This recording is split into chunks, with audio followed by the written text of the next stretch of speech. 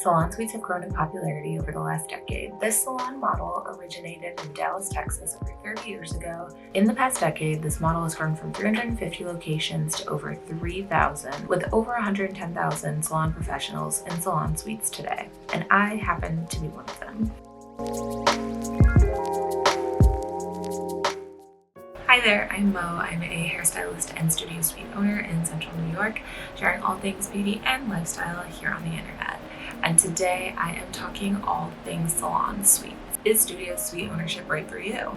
What are the pros and cons of a salon suite, franchise suite rentals versus private, and so much more. So let's get into it. I've been in my suite for about a year and a half now and believe that I've had enough experience to offer advice and tips to you if you've been considering studio suite ownership. Everything that I share in this video is from my own experience because, well, that's all I can share. So let's start with the basics. What is a salon suite? Salon suites are private workspaces where beauty and wellness professionals operate independent businesses. Typically, a salon suite is like a mini salon, offering professionals a furnished room and shared amenities like Wi-Fi, reception area, and break rooms. In this video, I'm going to bounce around a little bit between saying salon suite, suite, studio suite, but they all mean the same thing. Who can work in a salon suite? As I said before, salon suites are for beauty and wellness professionals, so anybody from hairstylists to estheticians, nail techs, lash techs, massage therapists, energy healers, what have you. If you are in the beauty or wellness space, you may open your own studio suite. My first tip would be to make sure you are established in the industry. By all means, you could take a chance on yourself and hop into ownership fresh from school, but I genuinely wouldn't recommend that. I would suggest getting at least a year of experience in a salon, if not 2 to 3 years, because fresh out of school, you really don't know how to provide a quality salon experience. Also, if you haven't worked in a salon before, you gotta start somewhere. You gotta learn from something. And it's easier to not just to learn how to do good hair, that part's kind of the easy part, but it also shows you what you don't want out of your work environment. I'll touch more on that later, but I personally think you should be established a little bit before you jump into suite ownership. But there's plenty of stylists who've taken a gamble and done it fresh out of school with no clientele, and they've been just fine. It's gonna depend on you and your circumstances. Personally, I don't think that's the right route to go. You should at least have a base clientele so that you have something as a foundation to build off of. Being in a suite, you're responsible for your income. So if you don't feel comfortable taking the financial gamble, either don't open a suite or just don't open a suite before you're ready. That's my main advice. In my experience, in my opinion, suites are for seasoned professionals with somewhat of a following and enough experience. I have been a stylist for over 12 years now, and I opened my suite after being in the industry for a decade. So, I wasn't new to this at all. That being said though, this business model of having a studio suite is newer to my area. For the longest time, we didn't really have many spaces that offered it. Now there's probably a handful of locations. There are a few that are more franchise spaces, like Solo Suite, if you're familiar with that. And then there are private ones that are just owned by a private salon owner who has a rental space within a bigger salon entity. Which brings me to my second tip, which is do your research before you even consider studio suite ownership. Go on Google, find all of the studio suite locations in your area that you would be okay traveling to for work. From there, narrow it down to your top 5. Schedule a tour, go visit them. Get a feel for the space, get a feel for what rooms will be available. Look at the light. Don't just look at it from the lens of being a stylist. Obviously, yes, do that, but also look at it from the lens of your clientele. Like, how would I feel if I was a client showing up to this space? Is this somewhere I would be comfortable receiving a service or not? Is this a space that I think my target client identifies with or no? Definitely do that first. Make sure that your online presence is intact. Have social media. For building my clients, I lean very heavily into Yelp, Google, and Instagram. If you would like a social media advice video, let me know in the comments below, and I would totally be happy to make one of those for you. But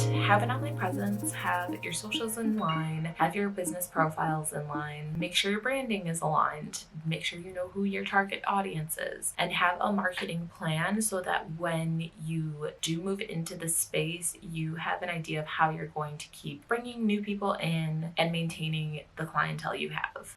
Also, once you've narrowed down the area you want to be in, know the demo for the area. Are there other salons nearby? If so, how many? What services do they offer? Is it aligned with what you're trying to do with your business? Is it a direct competitor? Is it someone you can network with and build off and refer clients back and forth to each other? These are all very important things to note as well. Pay attention to parking. Again, looking at things through the client perspective. What's the parking situation like? Can you clearly explain your parking situation? If there's lot parking versus like street parking, that kind of a vibe. Tour the spaces, get a feel, and just make sure it's a good fit before you dive in and sign contracts. Choose the location that is aligned with your goals and your demo, like your target clients. So in my experience, I knew that it was time for a change. I felt kind of stagnant at my last salon job, I'm not gonna lie. I had been growing, and then I wasn't feeling inspired as a stylist. I wasn't feeling inspired as an entrepreneur. Even as a commissioned stylist, you're still your own person within the salon. Like, yes, you may occasionally get new clients from the salon, but you're still responsible for funneling your own clientele in. And I just wasn't even feeling passionate about doing that.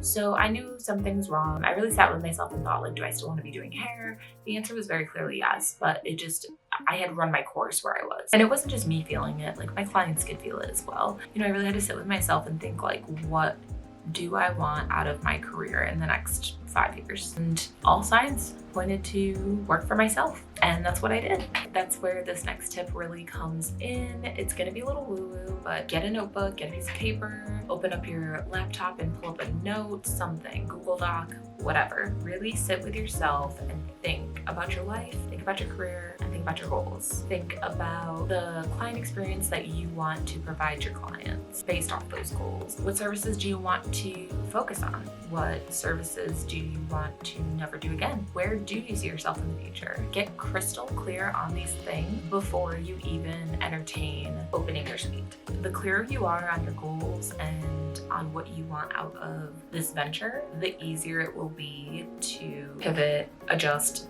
and account for everything. I promise you. Write it down. Vision cast. There's so many resources for vision casting. There are books, there are podcasts, YouTube videos, whatever. Really get clear on your vision for your future self. And once you have that clear vision for you and your business, take the leap. Every state is a little different on the legalities and documents and everything that you need, but everything's relatively the same in the sense of the general housekeeping that you'll need to do to prepare for that next step. So once you have your goals in mind, once you have your plan kind of in order, once you've scheduled your tours, taken your tours, really budget everything out, figured out that this is what you want, start getting your legal documents in order. This is contracts. Once you have a contract for where you're going to be working, make sure you have your business licenses, your cosmetology license, your insurances that you need for your business. Are you going to register your business as an entity such as an LLC? Do that paperwork. Get organized with your finances. You may not want to hire an accountant from the jump, but at least have someone in mind for tax time to help you with those paperwork. And just do a good job of keeping yourself organized up until that point. Make sure you have your business bank accounts, a checking account, saving account, whatever you need. Get that in order. Vision casting, you decided what services you really want to focus on. So really fine tune your service menu. My biggest tip for suite owners, don't offer everything. I know you're going to be tempted to, but one, it's not feasible. You're one person. It's not feasible to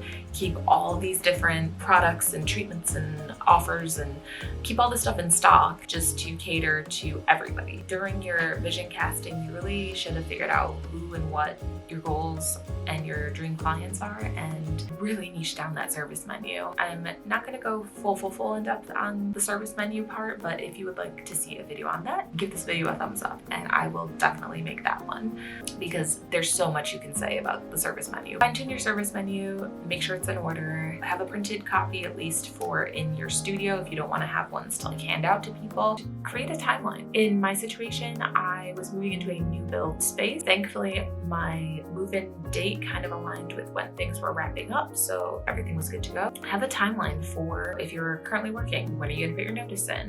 When are you gonna roll out to your clients that you're moving? When are you going to order your furniture or decor or paint or whatever you need? Depending on the model of your suite is gonna depend on what you're gonna need to move in, but get a timeline down. Like, what do you need for the space? When should you order it by? Do you need to go to the physical store for something, or can you wait and order it? Are you going to offer retail? When should you have that ordered by so they can stock it? All those things should be kind of flushed out. When I opened my studio, it was not a furnished studio. So the way that mine works is we have a shared common area that is our waiting lounge and the shampoo sinks. So we don't have sinks in our room. They're out in a general floor area. So my room had no furniture in it, so that meant I had to at least have a mirror, a chair, and something to set my stuff on before I started. And then I needed to account for all of my other supplies because, again, I was moving from a commission salon to my studio,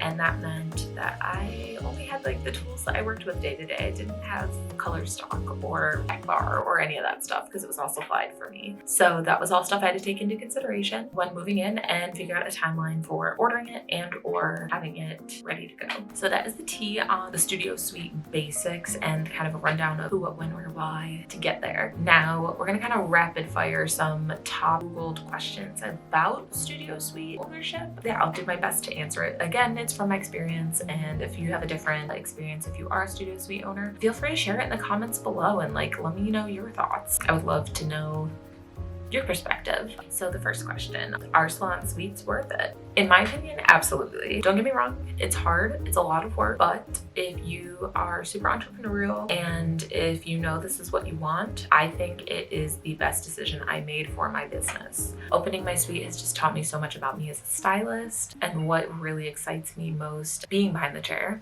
I'm not gonna lie, studio suite ownership is not for everybody, but if you've done some soul searching and really think this is like the venture for you, I would definitely recommend just going for it. Franchise or private? I can only speak to private. I did tour a solo suite before I ended up signing the lease for my studio that I'm in now. I did like the suite, but I guess I'll give you kind of the pros and cons of both because there is definitely pros and cons to both of them. I see the benefit of one versus the other. I also can see the benefit of vice versa. And I do have experience being a client of a stylist at a solo suite, so I can speak to it too from like a client perspective, which is nice. Sorry, my camera overheated. I don't really remember what I was saying, but there are some private rentals that are kind of set up like a solo where it is fully furnished, but that's not how mine is. So for me, that was a pro, having more customization. I could kind of like keep what I needed, get rid of what I didn't. I could have the certain type of mirror that I wanted. I'm currently kind of going through a revision of the space. So if you'd like to see a video on that, definitely let me know in the comments below.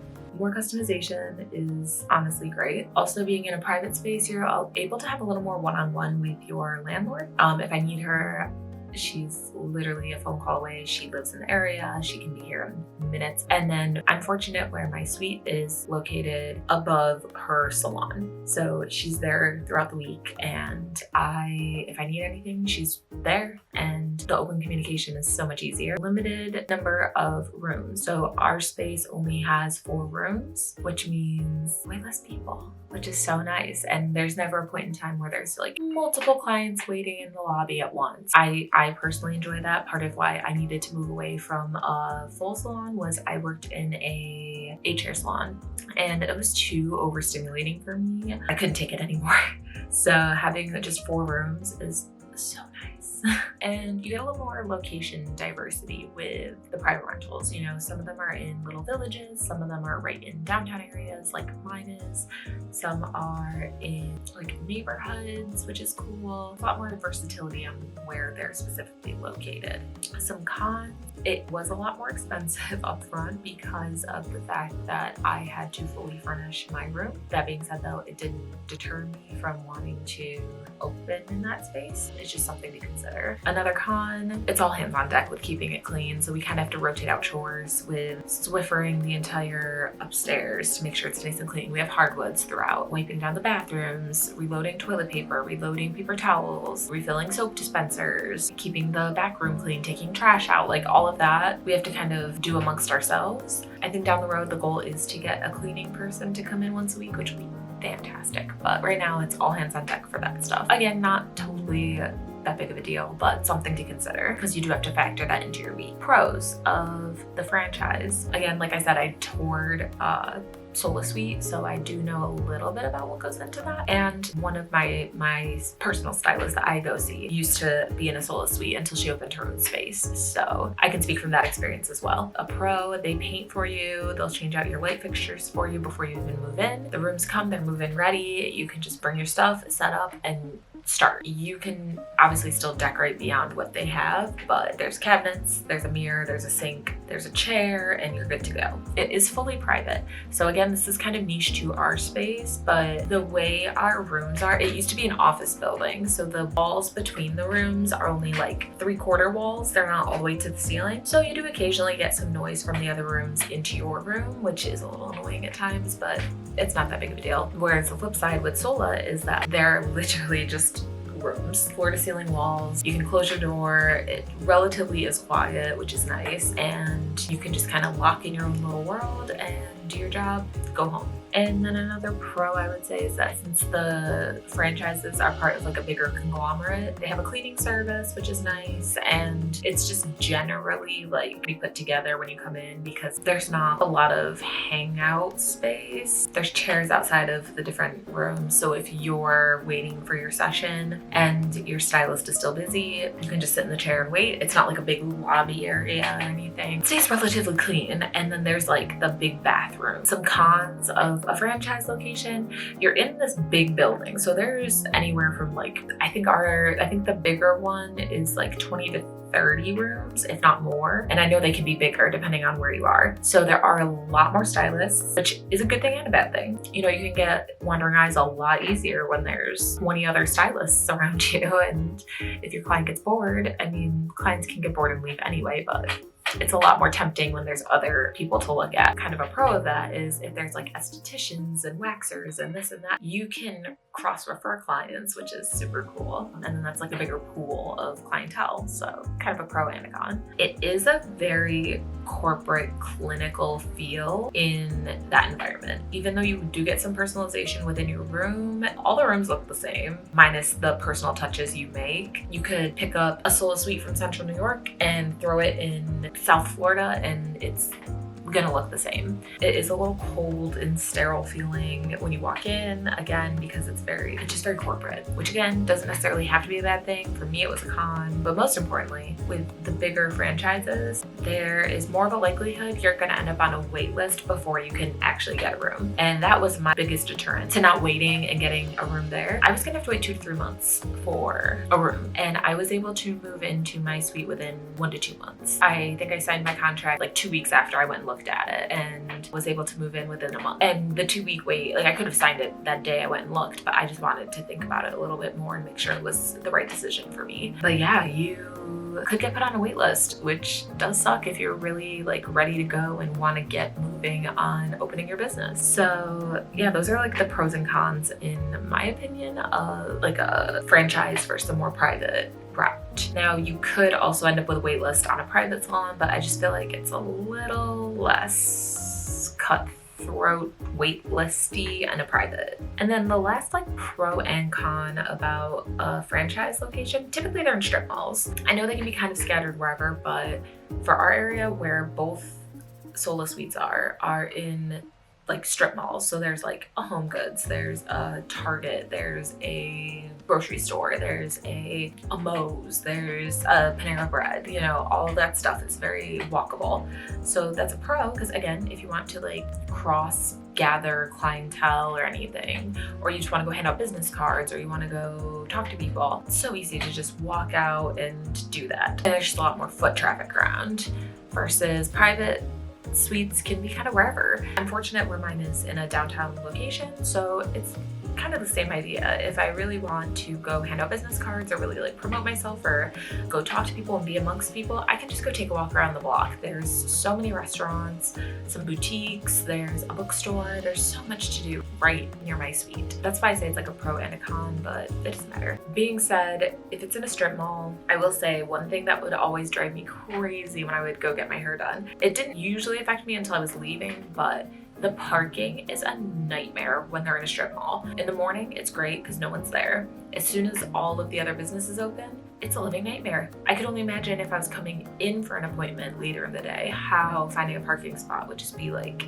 near impossible. So that's something to consider. What is your biggest piece of advice for someone interested in opening a studio? Kind of 4 big points. First one, get organized. It's gonna be a lifesaver. And when I say get organized, I mean every little detail of your business life needs to be organized. Finances, your email, your funnel for clients to book with you, how you organize your clients, your POS system, all of that stuff. Like everything needs to be to a T, organized, pristine. Have a really strong online presence. That means social media, that means Google Business, that means Yelp, that means your website. Have it right, have it tight, have it looking good. Have a very strong vision and mission. Making money, especially as a solopreneur, as much as I hate that word, money can't be the only driving force. If it is, you're gonna get burnt out so fast. So you really need to know why you're doing what you're doing and make sure your clients totally feel that too. Again, to get a little woo-woo for a second, but like it really does change the entire energy of like new client referrals and who's coming to your chair when you have a very strong energy around what you're trying to do. Be confident in every decision that you make. Reflect regularly, look at your data closely, and pivot when you need to. There you have it. That is my crash course on studio suite ownership. If you've been feeling inspired to begin your journey as a business owner, as a stylist, and you're just kind of over a traditional salon model, I couldn't recommend studio suite ownership enough. If you found this video to be helpful, please be sure to give it a thumbs up. And if you enjoyed it, subscribe and click the little notification bell so that you get notified when I upload to this channel. Share any other questions that you may have down below, and I'd be happy to make more videos on this topic, as well as bounce ideas off of each other in the comments below. Thanks for watching.